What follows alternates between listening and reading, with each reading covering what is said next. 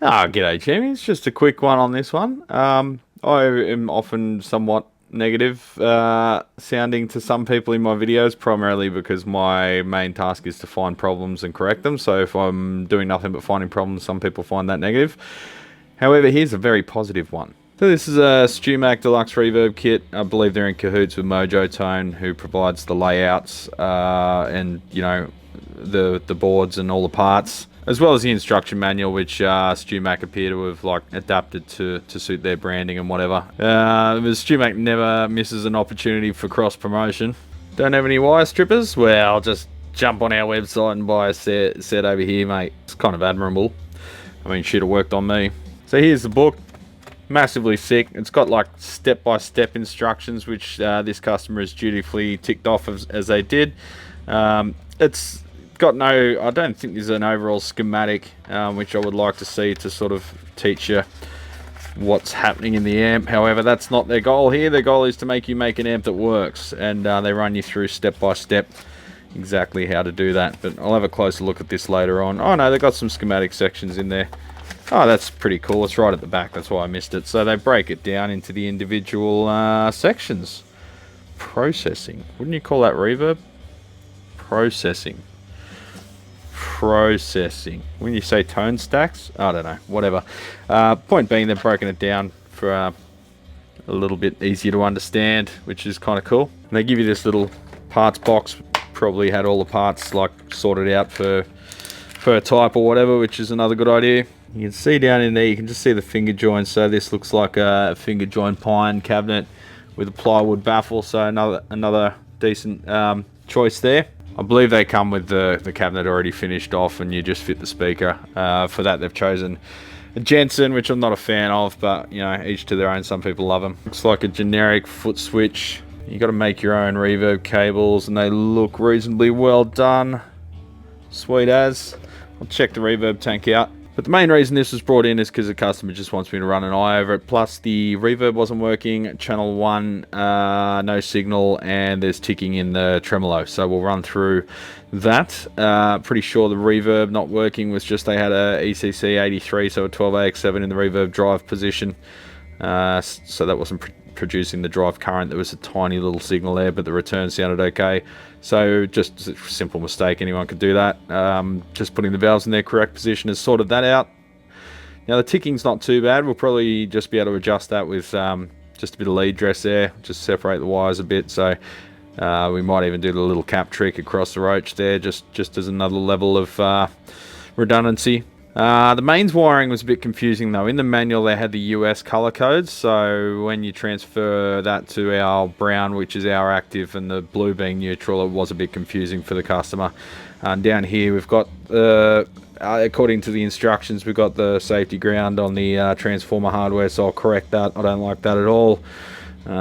Same goes with the the bias ground there, which seems to, yeah, it's connected to the cathodes as well, and that's the ground for them. As well as the center tap. Okay, so there's a bus wire across them. So I'll probably move them, see what that screw's doing, and that's the choke. Might have to drill another hole somewhere just to isolate them from the transformer hardware to prevent them loosening off in the future. But back to the mains wiring, we've got the active there, which is hardwired to the transformer, so that's a no-no. And the neutral goes to the switch, and then to the fuse tip, and then to the transformer. It's kind of curious that they show the heater wiring and the mains wiring in the same diagram. I'd like to see a dedicated diagram for the mains wiring, but anyway. So the customer sort of followed this, sort of kinda, but just got them the wrong way around. But they are asking you to do this in an incorrect way as well, so we'll just go, well, in the US wiring code, black would be active to the fuse tip. Fuse ring to power switch to transformer, and neutral always connected to transformer. However, if you've got a dual pole, dual throw switch, you can switch the neutral as well, which is sort of the ideal situation. So I can't really blame the customer for that one. I'd like to see Stewmac or Mojotone or both of them, if this is the same in both their documentation, I'd like to see them fix that, because that is actually against wiring code in the US. But an overall look at the thing, and you've seen the horror shows I have on my channel, this ain't teabag at all. compared to what supposed professional techs around here do.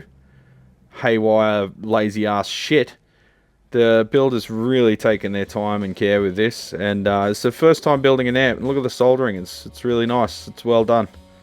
They've had to piggyback the resistors there, the carbon comp ones. The leads aren't long enough to make it to the eyelet, so that's your only choice. And got some carbon films there on the plates to keep the noise down a bit. That's another good choice. Look like probably half watters. Oh, and maybe 1 watters actually. Looking by the size down there, you can see a little half watter, the 10 meg, and of course you got the orange drops. What's a boutique amp without an orange drop in it, eh? Now you do have the fiberboard, which is susceptible to moisture, but there's plenty of vintage amps out there which ooh, is that a ceramite? Nice. There's a lot of vintage amps out there that are unaffected by the moisture as long as it's kept in a dry environment and used regularly to warm up. They can be okay in the long run. So, you know, we could clean up the lead dress a little bit in some areas, but he's generally done a really good job, and it's good to see someone stop and take the care and actually treat it like a hobby, where you take time for the sake of it, you know? Like the model builders and stuff. They don't want the job to go quickly, because then they'll have to do the next job, they'll have to find another project. So it's good to see someone that's taken the time and really carefully assembled it. As I say, down here we could clean up some of that wiring, optimize it a bit. There's a little bit of a rat's nest there, but hey, it's way better than what so-called techs do around here. You've seen my channel. So we might put some lock washers on some of the terminals there and the hardware. The speaker jacks don't have any lock washers. The jacks on the front panel don't. Oddly, the pots do, I guess because they figured they're going to get turned, but these are grounding points. So we'll put some internal star washers there, and just go over the whole thing and check it out. But yeah, I just wanted to drop a quick video showing, you know, it's not impossible to do good work. I just wish more people would do it. even the first time building an amp, it's a bit of a paint by numbers thing, but the attention to detail has made those numbers work. We do have a unsoldered connection here. It was covered up by the sheath, the cloth cover there, but yeah, that just pulled out, so we'll solder that one up. Check all the others. If you push the insulation a bit too close to the joint, it can be hard to inspect the joins or solder it reliably, and I think this was a little bit of poke and pray, like heat up the solder, shove the wire in, hope for the best, whereas you want to actually form a fillet, as witnessed over here. So all the joins you want to see looking pretty much like this. You can dome them a bit like they used to back in the day, but this is a good connection here with a nice fillet of solder without a massive blob on top, and without excessive strip wire length, but just enough to keep it away from the heat. So that's well done. So we'll just check the rest of them. Looks like we may have another one down there, but we'll go over all of them and just touch them up, pull the cloth back a tiny bit, and just reflow the solder. It looks like lead-free solder too, so we'll use some lead-free stuff so it doesn't go all manky and need to be cleaned out entirely. But here's a good layout feature near the plate loads for the front end. They've just moved that cap away a bit and put a link wire there, which I think they did on some later fenders as well, just to get that sensitive spot there. Just move your sensitive spot away from the spicy area, and that will result in less crackling in the pots as you turn them. That's the other channel over there, because it won't leak DC through that area as much. Maybe a little bit still, because it is fiberboard, but we'll test that. We'll check it. Some of these joints down here can be a little bit difficult to get right with so many components in the one eyelet too, so we'll just reflow them, make sure there's no bulbous solder underneath. I think I'll be upgrading those screen grid resistors to at least 2 watt as well. Like 1 watt's probably all you need, but they are right on the border and they dissipate quite a bit of heat. They can get a bit crispy, so I'll put some I think I've got some V-shade Dale or something similar, or just Yagi-O's, or just straight up V-shades in there. 470 ohm. Could go 1K, being that it's not a true pentode, though they use a bit less current than the EL34s, so you can get away with the lower values there. EL34s will just cook 470s or anything under a K. I go for 2.2K these days because the current production valves are so delicate is a diplomatic term for it. Shit is another. We'll pull those switches back a bit. I'll put another nut on the inside if there isn't already one. I think there already is one though, so we can just adjust that and put a lock nut, lock washer there, and just make it so the bushing there is flush with the nut, like Fender used to from the factory. Used to, they don't anymore. What was I saying? Good to see the ground switch hasn't been used with a death cap. It's completely unnecessary with a 3-pin plug that all appliances should have these days. It's good to see they've gone with Beltons. Oh, well, I'm here. I'll put in some backup diodes on that rectifier there just to make life easier for it and protect the amp if it ever does go short, but it's much less likely once you put the diodes in. One other thing I noticed is they've got carbon composite heater balance resistors, so I'll put some fusible half watts in there as well. Just those carbon comps love to flame up real good if anything goes wrong, and you can see how close those contacts are down there. If these lamp contacts terminals rotate at all, you'll have a short circuit there, which is, as you see, quite easy to do. So we'll just separate them a bit, probably run them down the other side where they're a bit away from the chassis. I don't like the heater wiring being in contact with any mains either. We really should have nothing on the secondary side in contact with the mains at all if possible. Bit difficult with these grandfathered in designs, but do the best we can. And they've gone with the just generic SM brand silver micas there.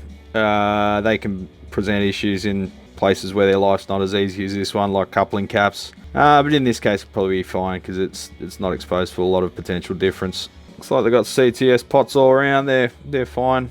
Do the job. Switchcraft jacks. Is there any other? So I'll check the wiring up the front end here because that channel's not functioning. Could just be an input jack wiring error. Notice most of the wiring is done with like an actual, what would you call it? Like a lap joint as opposed to poke and pray, which is known to crack and fail. It's kind of ideal actually.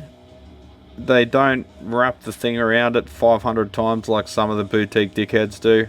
They just turn it basically 90 degrees so it's got good contact with the terminal, and then solder it in place, and don't fill the top eyelet because that's a handy spot for probing or installing a backup diode, which I'm about to do once I move those HT AC feeds to the neighbouring pins. Alright Jimmy, so the issue with the normal channel not working was just a dry solder joint on one of those heater eyelets there. Push it into place. Valve will warm up, we'll get signal again. Here she comes. So again, valiant effort. Shut up. Valiant effort, just a few little things that need cleaning up, but overall, for a first attempt, it's a lot better than my bloody first attempt, I'll tell you what. But I didn't exactly have instructions, and if I did, I probably wouldn't have read them. Probably would have put them straight in the bin. As is the way of a stubborn Australian. Okay, one thing that does need addressing is we're drawing about 18 watts of valve there, so I'm going to have to turn that back and just make sure there's no issues in that area. Alright, and that adjusted up fine. Just took it back to about 60%, and happy days, not a bad match on the valves. One thing with the CTS pots, I think on the 1 megs in particular, they use the same wafer for their, you know, the champs, where you click, power on, and then start turning it up. So there's a big blank spot there to allow for that motion needed for the switch, but still be able to turn the volume all the way down while the amp's on. I don't know why you wouldn't just have 2 different wafers, but the end result is there's almost nothing happens till about 2.5, and she kicks in. And that seems to be the case on all of their 1 meg pots. I'm not going to fully mic this one up, but I can't help but notice that reverb is remarkably short. Almost like it sounds like the foam block that they ship the things in is still in it. So I'll take that tank out for an inspection. But the reverb function's back, so that's good. One more problem solved. And yeah, my suspicion's confirmed. Hey, if you don't know, you don't know. And if it doesn't say it in the instructions and it's your first amp, how would you know you're supposed to take that out? So let's try that again. Sorry, I'm doing this no-handed, holding the camera with one hand, playing guitar with the right hand, changing the... man. Multitasking. That's much more like it. The bag they give you is one of the flimsy, it's just made out of Tolex. No padding. So yeah, those padded tank bags from Fender, the authentic ones, the genuine Fender ones are the ones to go for, because they do have a thicker fabric, but you also pay more because it has the big F on the label. So there you go, champions. It feels good to be positive once in a while, if only I had more opportunities to be so. Well, I am glad that I decided to move these terminals off the transformer hardware, because I've only got half a fixing lug there on both of them. So I think what's happened is the customers tried to install that, realised that the diameter is too large, probably tried to drill it and realised that it's just munched it, and then just decided to cut it off and sort of just sandwich it in there with the nut. But that's your safety earth. That needs a dedicated, there is a certain way of fixing it, which is actually Australian wiring. Well, it's like the Australian New Zealand standard for electrical appliances, and that ain't it. So I'm glad I decided to do that. Alright, so this cable retention gland, you can see there with a bit of strain, it's actually pulling through. So it's either the wrong size gland or the wrong size cable for that gland. Changing the gland's not easy because you've already got the pre-machined hole in there, or laser cut hole, and that is the correct gland for that. So we'll have to replace the cable with a larger diameter one. This is 0.75 millimeter square conductor. So we'll put in a 1 millimeter square, slightly heavier duty and a little bit longer, because that is a pretty short lead. It's only about a bit over a meter, and that allows us the required length in here to connect the mains directly to where it needs to go without having to splice any cables. Well, I was installing lock washers in all the jacks, so that's 1, 2, 3, 4, 5, 6, 7, 8, 9, 10. I thought let's just double check all the hardware. We'll just make sure all the pots are tightened up too. Just gonna insert an object here. Alright, champions. Well, I was cleaning up the wiring in the area. The unused taps just had heat shrink on the end of the wire. You can easily slip that off, or it just falls off. So what I do is I fold them over like that, just with pliers. Squish it nice and tight so it does a 180. Now with heat shrink on it. Now if heat shrink's real close, a little trick I learned in jail. Just a bit of saliva and she slips right in. Tools of the trade, champions. So now when we heat shrink them, I've shown this before but I'll show it again.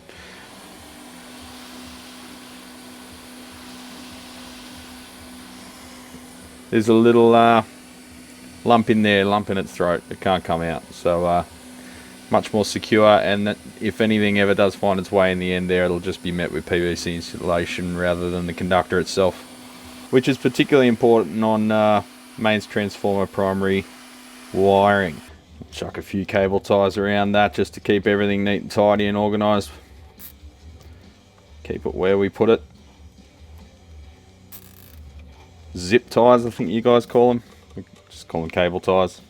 So I ended up doing a bit more to this area than expected, but that way we're safe with the mains wiring. The mains wiring, I've actually been able to rearrange it so it's isolated physically from all the secondary wiring, so that's good. And this excessive heater line was running around the corner of the chassis there, which is fine, but it was right in the path of the chassis mounting screws, which are the long type, which go pass all the way through the chassis and have a caps nut underneath. So just to prevent that, maybe in the future, scratching away at the insulation. I'm not a big fan of cloth insulation at the best of times, but you don't use it on the primary at all. Never use it on the primary. It's not rated. It's not safety rated. It's not voltage rated. You shouldn't even be using it on HT for the heater wiring, though. They tend to use it for the vintage look. I'm just not a fan of it for anything.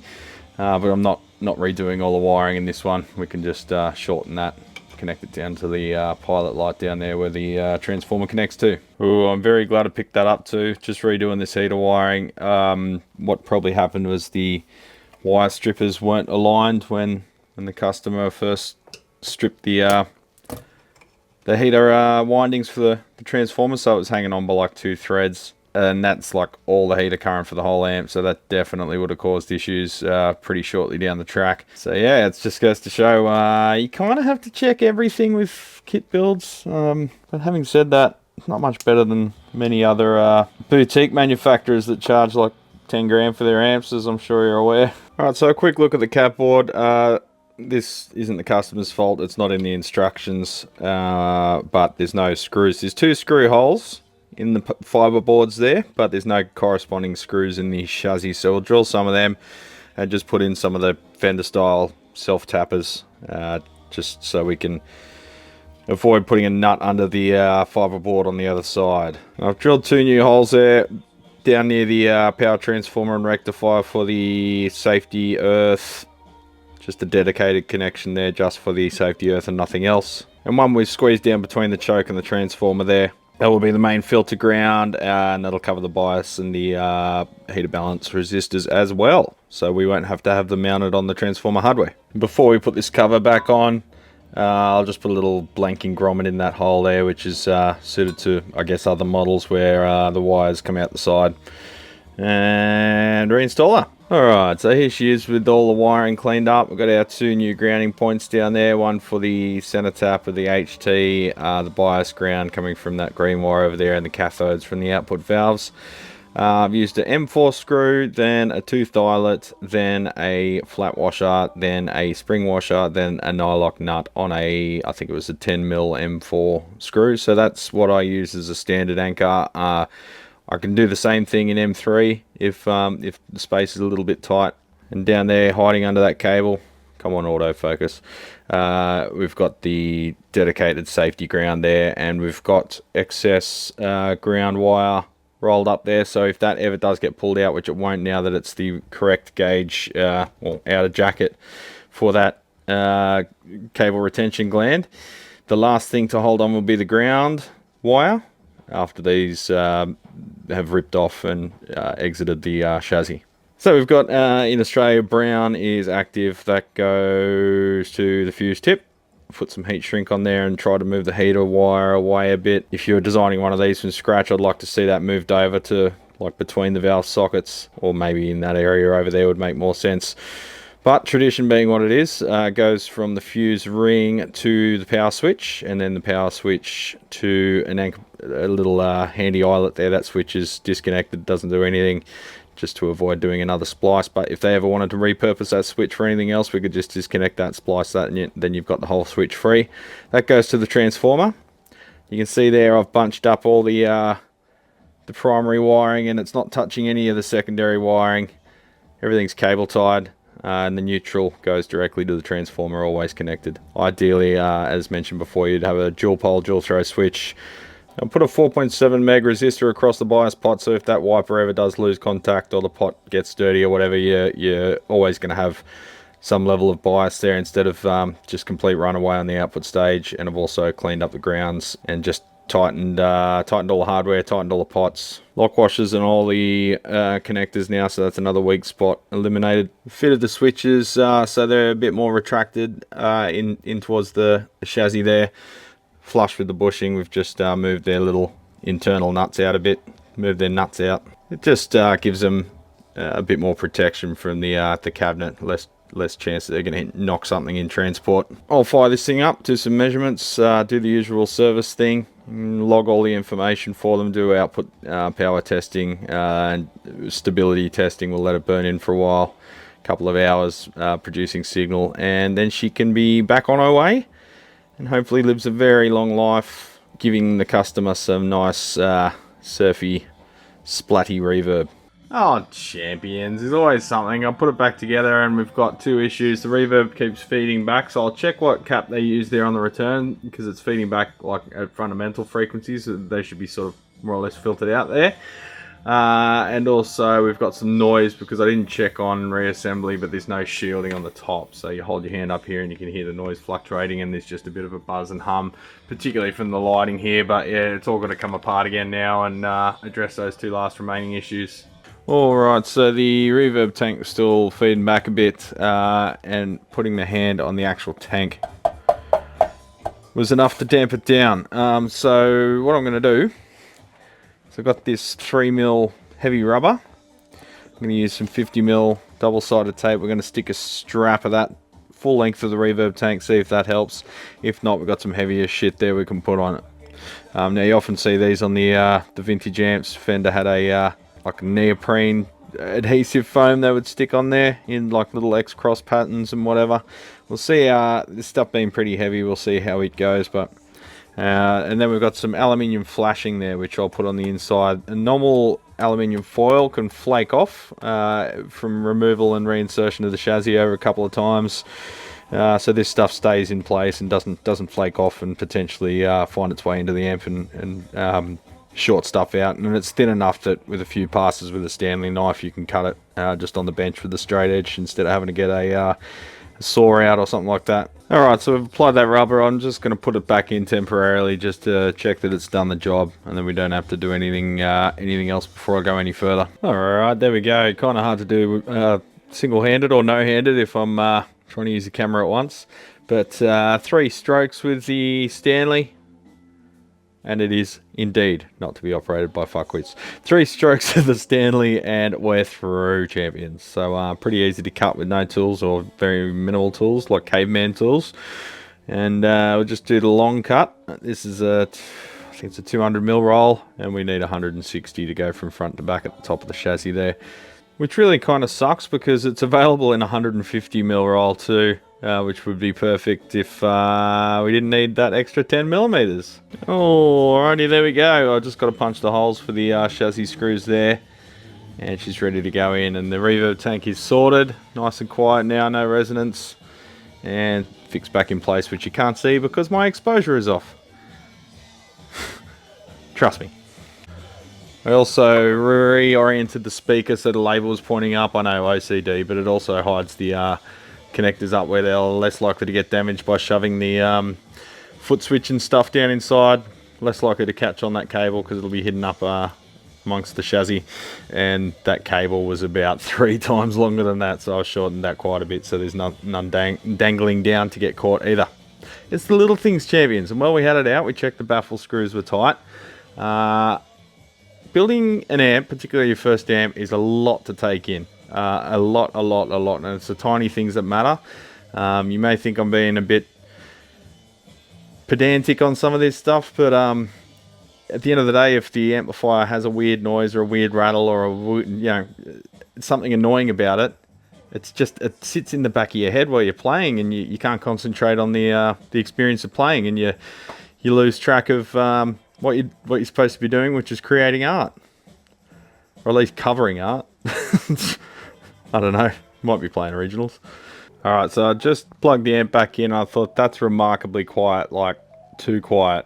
I didn't redo the whole ground scheme on this. There's a slight amount of hum in the background, but it's pretty low. But I found that it's cutting in and out with the speaker, so I'm going to have to take this plug apart and just check their soldering in there, because I think we've got a loose connection. Every single thing you don't check will screw you. So you have to check absolutely every single connection, which is why these jobs cost what they do and why they take as long as they do, and that's why my queue is so long. Yay. Yeah. There's your problem, buddy. We'll solder that up. I might slip a bit of heat shrink in there too, just so it's got something extra to clamp onto, just a bit more thickness, because it doesn't really grab onto these thin little wires. Probably 2 layers of heat shrink in there actually, just so it's got something to bite into when you do up those screws. I don't like these plugs. In fact, let's fuck it off altogether and put a proper plug there, eh? Let's put an Amphenol there. So until the next one, champions, take it squeezy. Drink water in the States. It's bloody hot over there. Stay out of the sun. Just stay in the workshop all daylight hours like I do. Nothing wrong with that.